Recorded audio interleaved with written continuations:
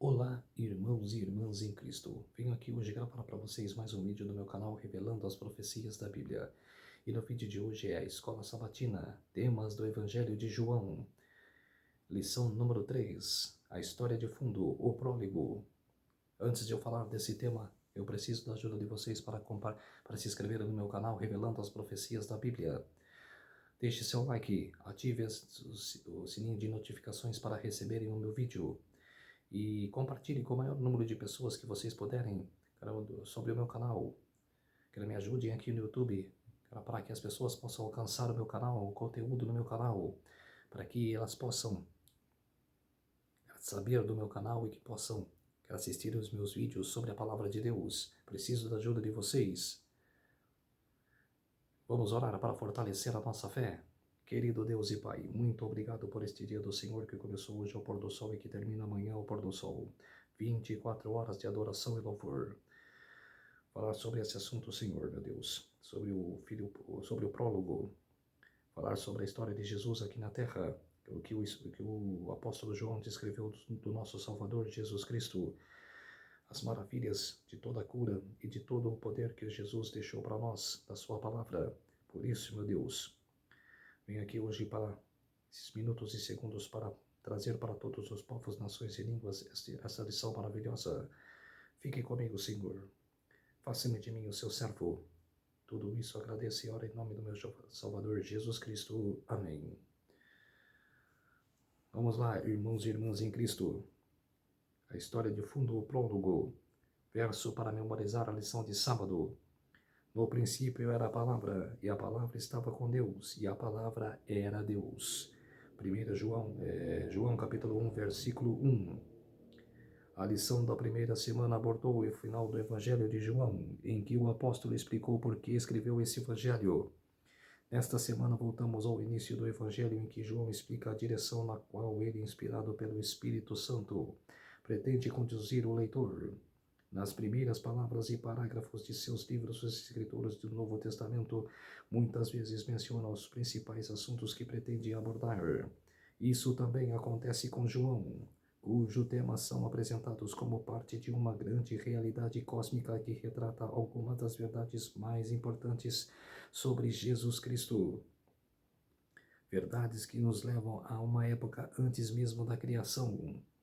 Esta apresentação na abertura do livro dá ao leitor já sabendo que Jesus é o Messias, uma vantagem que os personagens do livro não tinham.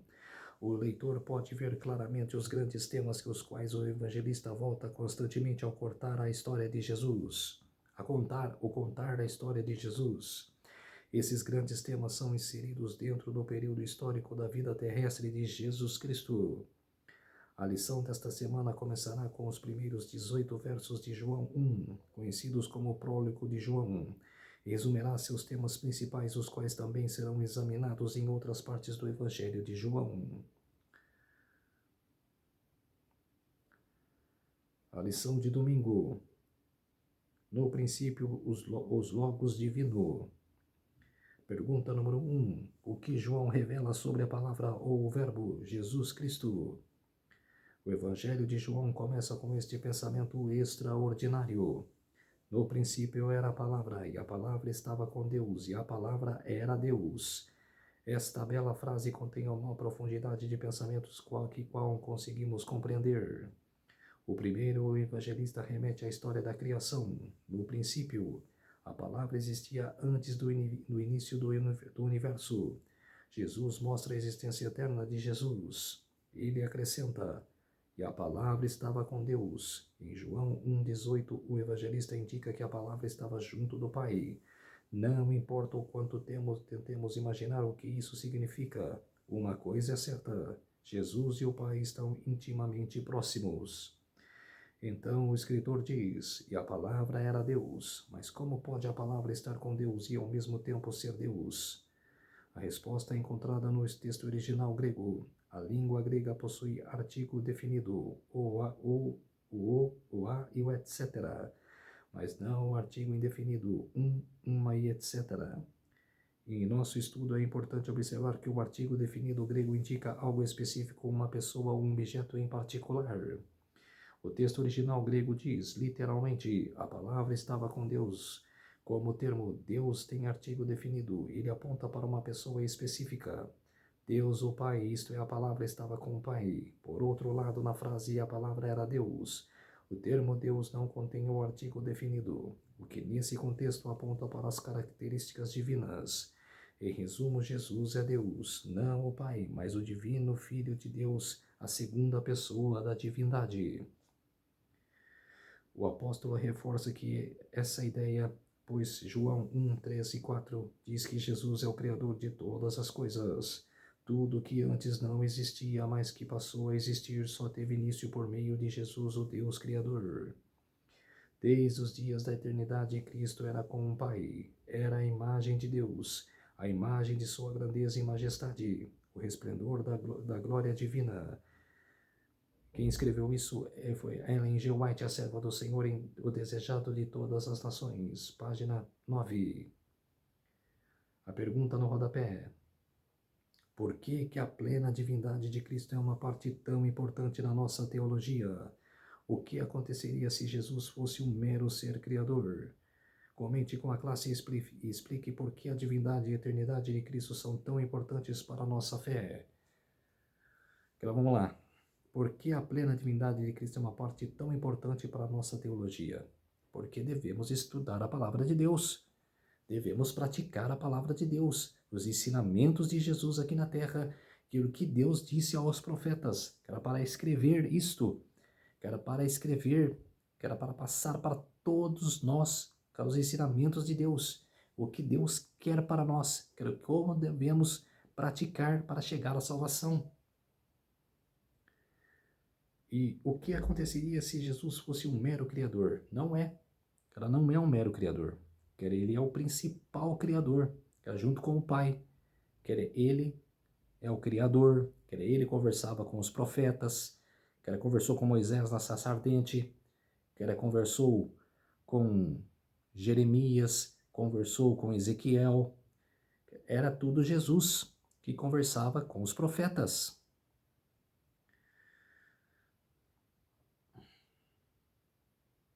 E por que a divindade e a eternidade de Cristo são tão importantes para a nossa fé? Porque devemos de praticar a nossa fé.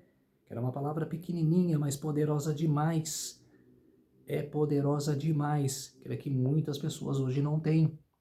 Muitas pessoas não praticam a fé. Que ela prefere reclamar, murmurar, que ela prefere xingar, mas não se apega à fé de Jesus Cristo. A fé de Deus não se apega. Lição de segunda-feira. A palavra se fez carne. Pergunta número 2. O que foi criado por Jesus e que é Deus? E por essa é a verdade mais importante que podemos conhecer. João não começa seu evangelho com o nome Jesus ou apresentando seu papel como Messias, Cristo, mas com o termo grego logos, traduzido como a palavra o verbo. Na época em que João escreveu, várias correntes filosóficas usavam o termo logos para se referir à estrutura racional do universo ou à própria ideia de lógica e razão. Os ensinos de Platão, filósofo grego, dividem a realidade em dois domínios: o domínio celestial e imutável, onde existe perfeição, e o domínio visível, perecível e mutável, uma representação imperfeita do domínio perfeito, onde quer que eu existisse. Platão jamais respondeu onde ele estaria. Algumas filosofias identificavam o logos como um intermediário abstrato entre as formas eternas e as formas perecíveis. João usa o termo logos de maneira completamente diferente. Ele defende que a verdade, o logos, não é um conceito étero e abstrato que flutua entre o céu e a terra. O logos é uma pessoa, Jesus Cristo, que se fez carne e habitou entre nós.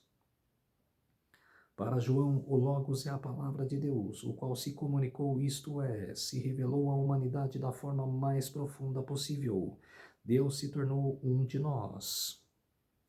No Evangelho de João, o Logos representa o Deus eterno que entra no tempo e no espaço, que fala, age e se relaciona com os seres humanos em nível pessoal. O Deus eterno se tornou um ser humano, um de nós. O apóstolo indica que o Logos se fez carne e habitou entre nós. A palavra grega traduzida como habitou significa armou uma tenda. João está se referindo a Êxodo 25, versículo 8, quando Deus disse aos israelitas que fizessem um santuário, uma construção em formato de tenda para que pudesse habitar no meio do povo. Da mesma forma, na encarnação, Jesus, o Filho de Deus, assumiu a carne humana, ocultando sua glória para que as pessoas pudessem entrar em contato com ele. Quer dizer, quem conversou com Moisés, que ele mostrou o santuário? Jesus Cristo, o intermediário. Por isso que em Timóteo fala, que era entre Deus e os homens, que era o único intermediário que possa nos perdoar, que possa levar o perdão a Deus, Jesus Cristo, o homem. Quer dizer, é o único que a gente deve pedir perdão, que é perdão para Deus, que Jesus intercede por nós e leva o caso ao Pai. Pergunta no rodapé. O Criador se tornou um ser humano, um de nós, e viveu aqui. O que isso nos diz sobre o amor de Deus pela humanidade? E ainda nem começamos a estudar a sua morte por nós. Por que podemos receber tanto conforto desta verdade extraordinária? Porque o Criador se tornou um ser humano, viveu entre nós, entre os seres humanos. Ela fez milagres, curou bastante gente, curou bastante pessoas. Ela deixou a sua palavra. Era o nosso Criador. Era que devemos adorar, era que devemos aceitar em nosso coração, em nossa vida, era em nossa mente, em nosso ser.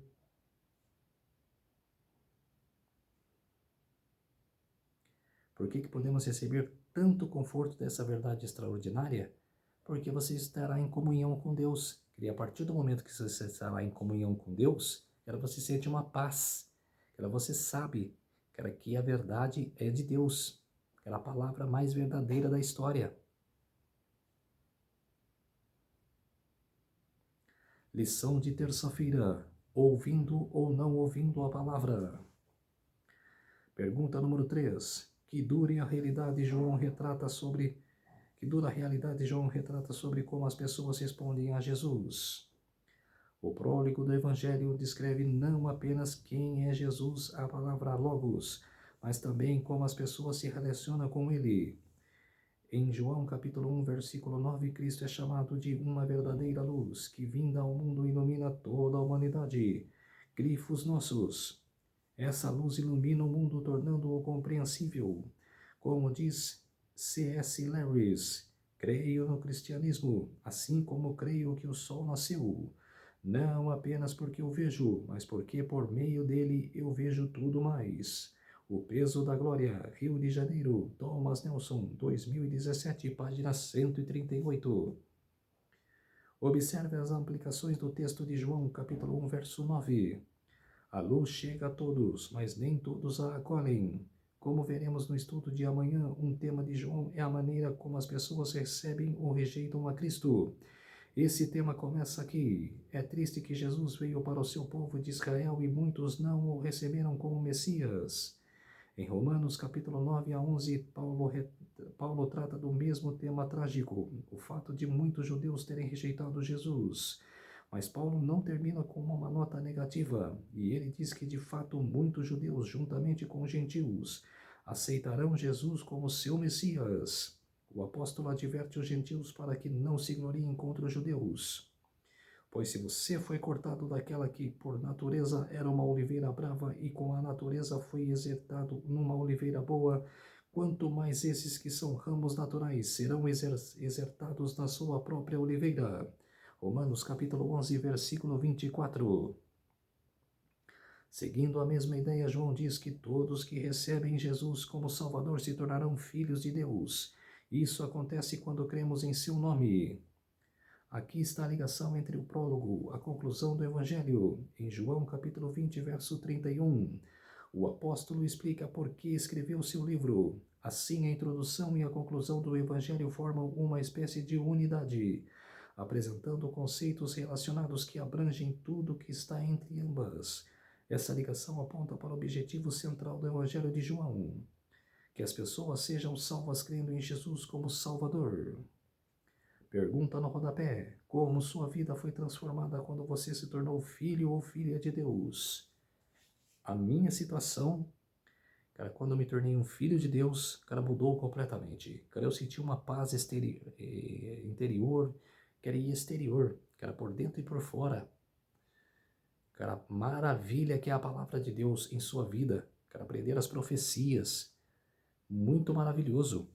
Cara, você também deve, cara, aceitar Jesus em sua vida, cara, e estudar as profecias. Muito maravilhoso.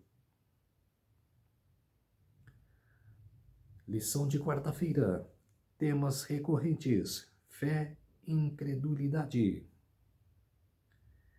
Pergunta número 4. Como esses textos repetem o tema da fé e incredulidade encontrado no prólogo? No Evangelho de João, a humanidade está dividida em dois grandes grupos: os que creem em Jesus e os que aceitam como Messias, e os que, tendo a oportunidade de crer, escolhem não fazê-lo.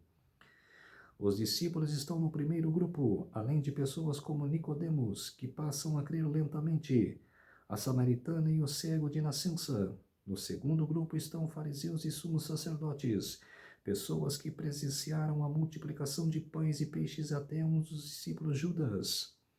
É interessante observar que o substantivo fé e crença em grego ptsis nunca ocorre no Evangelho de João. No entanto, o verbo crer, pseutio, aparece 98 vezes em comparação com o total de 241 vezes em todo o Novo Testamento. Esse verbo é um tema muito importante em João. O fato é que o Evangelho usa apenas o verbo em vez de substantivo parece indicar um aspecto bastante ativo de se tornar cristão. Se alguém que crê em Jesus é algo que fazemos, isso expressa de maneira de viver não apenas em um conjunto de crenças. O diabo também crê em Jesus. Tiago capítulo 2, verso 19. Em João, a principal diferença entre os dois grupos é a forma como se relacionam com Jesus. Os crentes, os que passam a crer, têm uma abertura para com Jesus, mesmo quando ele os conforta ou repreende. Eles vão a Cristo e não fogem. Jesus é a luz que brilha sobre eles. Pela fé, crendo, tornam-se filhos de Deus. Os incrédulos, por outro lado, normalmente vão até Jesus para afrontá-lo. Eles são caracterizados por aqueles que amam as trevas e não a luz. Acham difícil aceitar as palavras de Jesus ou vêm quebrantando antigas tradições. Em vez de atender às expectativas humanas, eles os julgam em vez de permitir que a sua luz os avalie e julgue. Essa atitude é clara, é vista inúmeras vezes nos líderes religiosos, que como os guias espirituais da nação deviam ter sido os primeiros a aceitar Jesus. Pergunta no rodapé: de que forma você vive sua fé em Jesus? Em vez de apenas concordar que ele é o Messias. Por que é importante saber a diferença entre as duas coisas?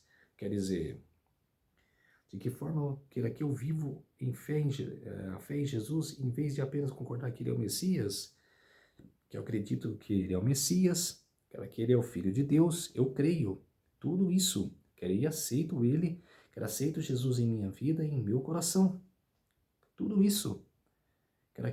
Eu creio em tudo. E por que é importante saber a diferença entre as duas coisas? Porque Jesus é o nosso Salvador, é o Filho de Deus, que devemos crer e aceitar em nossa vida. Lição de quinta-feira. Tema recorrente: glória. Pergunta número 5. O que Jesus quis dizer quando orou? Pai, é chegada a hora. Glorifica o teu Filho para que o Filho glorifique a ti. Isso está em João capítulo 17, verso 1. O estudo de ontem analisou o enredo terrestre e humano do Evangelho de João, incluindo os conflitos e diálogos entre as pessoas, sempre girando em torno de quem Jesus é e do que ele está fazendo. O estudo de hoje concentra-se no enredo divino e cósmico, também encontrado em João. O prólogo do Evangelho começa com uma história cômica. Jesus é apresentado como o divino Filho de Deus, o Criador do universo. Tudo que antes não existia, mas passou a existir, só teve início por meio de Jesus. Mas o texto prossegue observando a glória que há no fato de Cristo se tornar um ser humano na encarnação. João usa as palavras glória em grego doxa, brilho, esplendor, fama e honra. E glorificar em grego doxazo, louvar, honrar e exaltar, glorificar.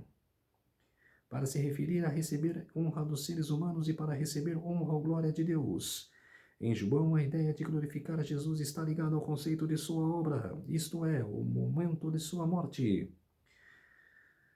A cruz é a hora da glória de Deus, é a glória de Cristo. Essa ideia é bastante paradoxal, porque a crucificação era a forma de execução mais vergonhosa e humilhante no antigo mundo romano.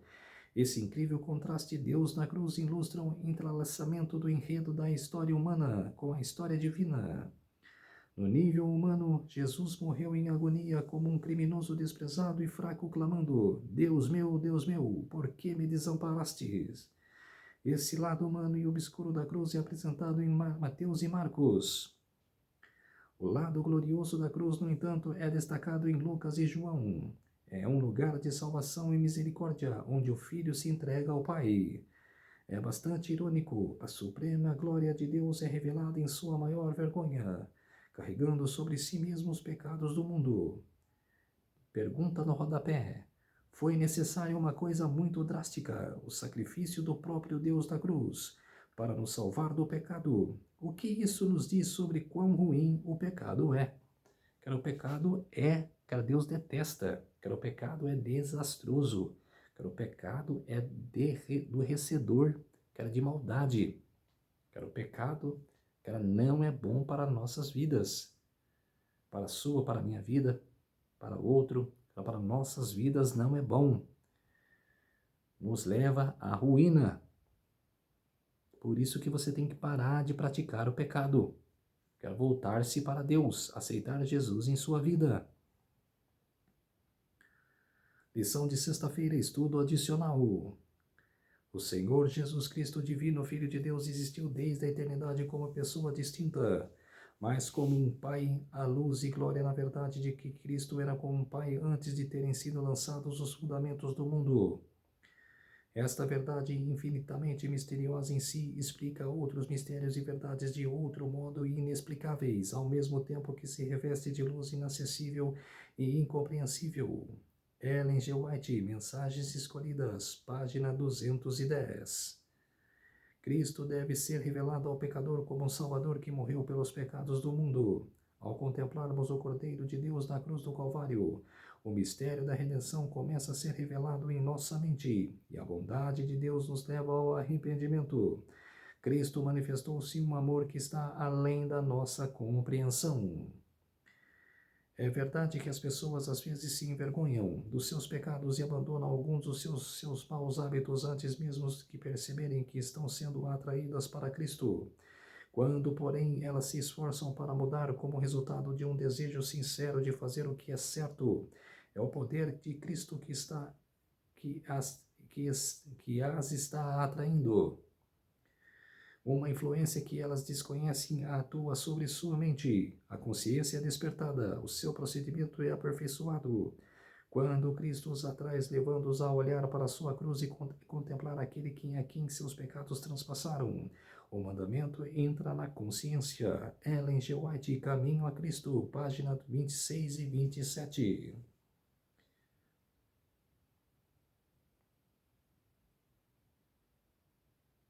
Então, povo de Deus, essa é a lição número 3, a história de fundo, o prólogo, que é o que João quis dizer sobre a história de Jesus, a vida de Jesus. Vamos orar para fortalecer a nossa fé? Querido Deus e Pai, muito obrigado por estes minutos e segundos que o Senhor esteve comigo. Fez-se-me de mim o seu servo, para que trazer essas verdades sobre o nosso Senhor Jesus Cristo, o seu Filho Deus, para que as pessoas possam aprender sobre a sua palavra, meu Deus, possa que elas possam voltar ao primeiro amor, voltar para a luz, voltar para o caminho de Cristo. Por isso, meu Deus, muito obrigado por esses minutos e segundos que o Senhor esteve comigo. Fez-me de mim o seu servo. Tudo isso agradeço e oro em nome do meu Salvador Jesus Cristo. Amém. Então, povo de Deus, eu preciso da ajuda de vocês para se inscreverem no meu canal Revelando as Profecias da Bíblia.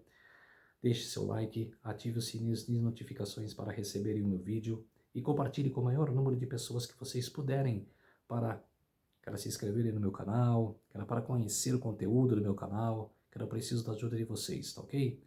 Muito obrigado muito obrigado por essas pessoas que se inscreveram no meu canal e que possam mais pessoas se inscreverem no meu canal para que conheçam o meu conteúdo. Muito obrigado a todos, até o próximo vídeo, um feliz sábado a todos e até o próximo vídeo. Tchau.